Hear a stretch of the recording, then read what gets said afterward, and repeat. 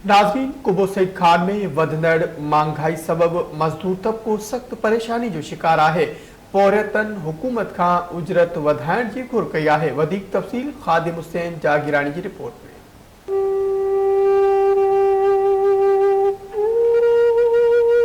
मुल्क में वधंदड़ महांगाई सबब मजदूर तबको तमाम घणो परेशान थियण लॻो ऐं हुकूमत खां मज़दूरी वधाइण जी घुर करे छॾी।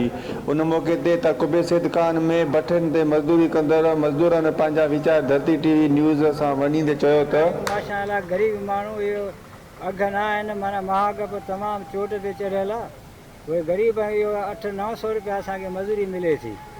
पोइ जेको हाल आहे ग़रीब जे बचनि जे लाइ रोज़ी करिणो आहे, लामाला माना बचनि जे लाइ रोज़ी कंदासीं ऐं कंदा रहंदासीं।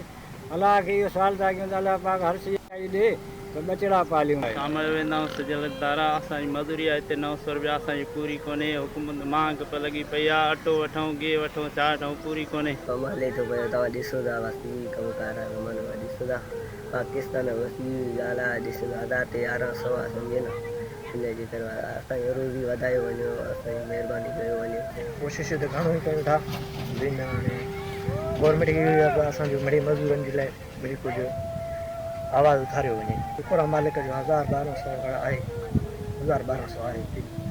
असां ईअं कारीगर आहियूं। कैमरामैन ज़हीर अहमद जागीरानी सां गॾु ख़ादिम हुसैन जागीरानी, धरती टीवी न्यूज़, कुबो सईद खान।